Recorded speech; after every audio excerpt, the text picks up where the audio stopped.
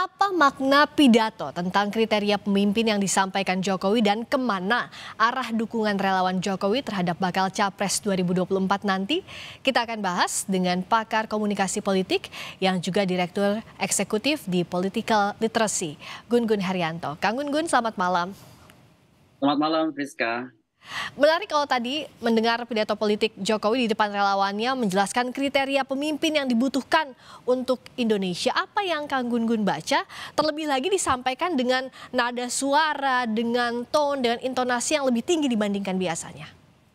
Ya, ini pidato yang ekspresif ya, dan dalam banyak hal memberi penekanan, ya, stressing point ya, pada kebutuhan-kebutuhan yang tentu diperlukan bagi pemerintahan Pak Jokowi, seperti misalnya potensi Indonesia untuk menjadi negara maju ya, jangan sampai kemudian terdistorsi ya. Kemudian tentu juga pemimpin yang berani ya, dalam konteks berhadapan dengan negara-negara lain dalam skala global, karena 5 sampai 10 tahun Pak Jokowi bilang akan ada ketidakpastian global sehingga kemudian dibutuhkan pemimpin yang pengambil resiko.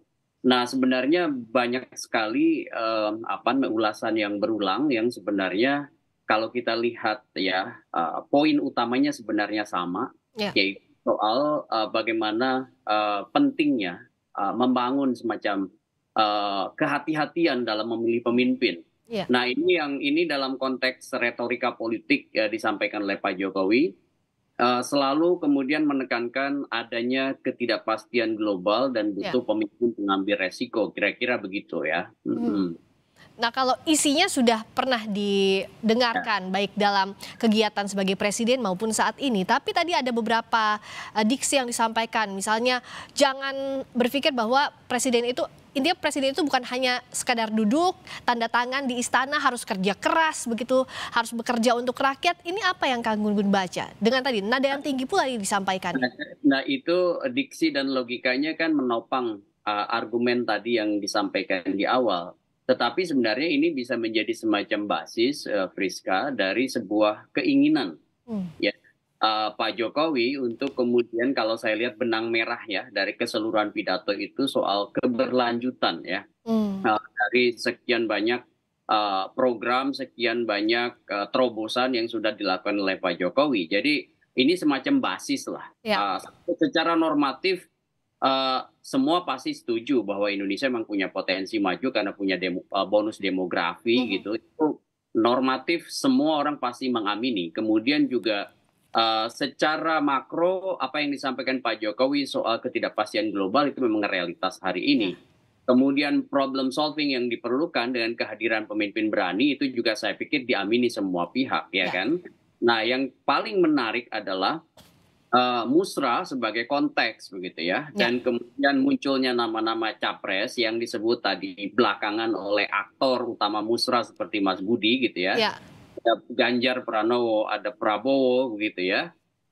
Kemudian ada nama-nama cawapres juga yang disebut ya. Selain capres juga memasukkan nama Erlangga ya. Nah, ini harus dibaca sebagai sebuah konteks. Kalau Pak Jokowi di pidato tidak menyebut nama, tapi kemudian kan sebuah forum itu kemudian tali temali atau berkelindan yang kemudian itu kemudian bisa kita baca sebagai pesan politik.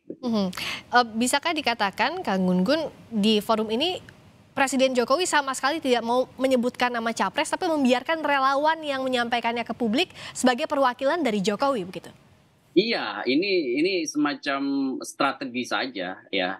Pak Jokowi melakukan equivocal communication strategy. Jadi strategi yang membuat komunikasinya tidak terlalu jelas, mention nama gitu ya. Tetapi orang bisa membaca konteks dan menghubungkan dengan pesan-pesan yang ada di dalam forum itu. Seperti misalnya yang disebut oleh relawan musra. Dan saya yakin kalau kemudian nama-nama itu sudah disebut oleh Mas Budi dan kawan-kawan, itu juga dengan sepengetahuan Pak Jokowi. Cuman kan ada strategi 2 tahap. Pertama musra menyampaikan pada Pak Jokowi. Jokowi kemudian mencoba untuk menyimpan atau buying time gitu ya, membeli waktu. Kemudian membuat semacam prakondisi untuk menciptakan komunikasi politik intens ya, terutama dengan kekuatan real politik, sebut aja misalnya Pak Prabowo, Ya. Pak Ganjar dengan mesin-mesin partai pendukungnya untuk kemudian mengonsolidasikan kuasa politik di kemudian hari. Begitu. Ada yang berbeda dibandingkan pertemuan Jokowi dengan relawan di beberapa forum sebelumnya. Misalnya kalau kita tahu ada kode-kode yang biasanya disampaikan, rambut putih lah begitu, bahkan disebut kata Pak Jokowi ya bisa Pak Ganjar, tapi Pak Prabowo juga rambutnya ada putihnya begitu. Nah kalau di forum ini tidak ada sama sekali. Apa yang Kang Gun-Gun baca kehati-hatian Jokowi di forum kali ini? Ya, karena sekarang kan sudah mulai konsolidatif ya, dan poros yang kemudian sebut aja mengusung diksi keberlanjutan itu ada di dua figur, Hmm. ya Ganjar Pranowo dengan di-endorse oleh PDI Perjuangan begitu ya, secara resmi malah sudah, kemudian Pak Prabowo Subianto dengan Partai Gerindra dan kawan-kawannya. Nah ini kan butuh kehati-hatian, kenapa? Karena proses komunikasi politik terutama untuk paket capres-cawapres, Ya. kemudian bicara soal mekanisme power sharing, bicara soal pembiayaan pemilu, itu saya yakin belum bulat tuntas, ya kan? Sehingga memerlukan yang disebut dan prakondisi yang kondusif, dan itu kemudian memastikan bahwa apa yang disampaikan Musra juga bisa menjadi semacam satu input sekaligus menjadi sumber daya politik bagi Pak Jokowi untuk Hmm. kemudian berbicara dengan kekuatan real politik seperti partai Ya. begitu. Nah, soal yang tadi memberikan input untuk parpol, Pak Jokowi juga tadi terang-terangan bilang, nanti saya akan bisikan, bahkan akan memberikan bisikan kuat begitu ke partai politik. Nah, seberapa besar pengaruh Pak Jokowi di sini yang bukan ketua umum parpol terhadap koalisi-koalisi yang sebelumnya dikatakan, misalnya ketua umum PAN Zulkifli Hasan bilang bahwa mengorkestrasi koalisi itu adalah Pak Jokowi dan juga setelah makan malam bareng di istana misalnya. Bagaimana Kang Gun-Gun membaca ini?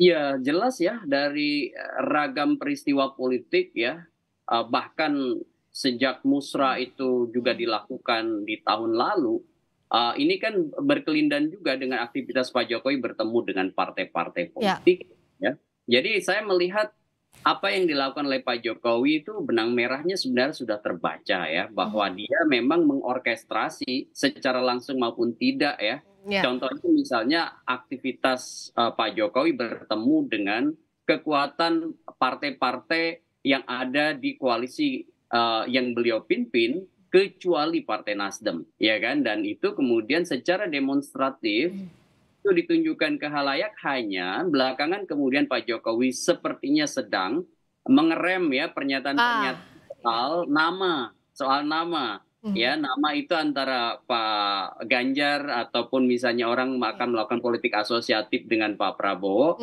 itu nampak ada kehati-hatian. Kenapa? Karena dua nama ini sama-sama berada di arus utama yang sama, yaitu soal diksi keberlanjutan.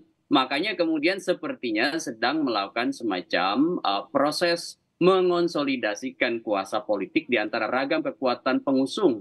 Ya. Ya, yang kemudian satu arus itu untuk kemudian tidak mengalami yang disebutkan gap komunikasi atau hambatan komunikasi ya, apalagi sampai misalnya hambatan psikologis ya, Ya. psychological barrier itu yang kemudian berpotensi nanti destruktif bagi Pak Jokowi dan koalisi yang sedang dibangunnya begitu. Saya mau kejar dua hal soal ini, Kang Gun-Gun. Yang pertama, soal parpol koalisi yang saat ini sedang di proses konsolidasi yang berlangsung, kan koalisi besar juga masih belum terbentuk. Bahkan setelah bertemu Pak Jokowi di istana, tadi pasca acara ditanya oleh wartawan, Pak Jokowi kapan ketemu lagi dengan koalisi besar? Dijawab Pak Jokowi secepatnya begitu. Nah, apa yang dibaca? Apakah yang memang seperti yang tadi Kang Gun-Gun bilang bahwa ini adalah salah satu suara dari akar rumput yang coba dibawa ke partai politik untuk mengorkestrasi koalisi yang masih belum jelas bentuknya sampai sekarang? Itu yang pertama. Ya, menurut saya ini akan menjadi satu puzzle ya, dari sumber daya politik yang berupaya untuk diartikulasikan oleh seorang Jokowi begitu ya. Selain misalnya mengorkestrasi sejak sebut aja misalnya pertemuan-pertemuan elit KIB, kemudian masuk juga memberi endorsement pada Pak Prabowo, dan tentu ini berhubungan dengan koalisi kebangkitan Indonesia Raya begitu ya, dan itu kemudian menjahit beberapa partai yang kemudian dalam pertemuan-pertemuan selama bulan Ramadan, sebut aja misalnya ada pertemuan 5 partai begitu ya. Dan itu nampak ada keinginan besar untuk menjahit koalisi besar partai Hmm. politik atas nama keberlanjutan begitu ya. Ya, Dan ini tidak mudah memang. Kenapa? Karena menyangkut kepentingan strategis partai hmm. seperti efek ekor jas ya, Ya, misalnya Pak Prabowo butuh efek ekor jas bagi Partai Gerindra begitu ya, kemudian PDIP juga butuh sosok yang bisa tentu menjaga ya eksistensi partai sebagai partai pemenang dengan hmm. munculkan figur juga sehingga Hmm. top of the ticket Hmm. ini perebutan yang tidak mudah antara Prabowo dan Ganjar begitu ya. Iya, Belum lagi misalnya meskipun ya secara informal sudah banyak pernyataan publik bahwa Pak Jokowi adalah kekuatan rujukan atau iya, reference seperti Pak Zul kan Pak Ketua Umum PAN bilang iya, bahwa apa ikut Pak Jokowi belum tentu juga dalam iya, konteks skema koalisi itu udah tuntas gitu iya.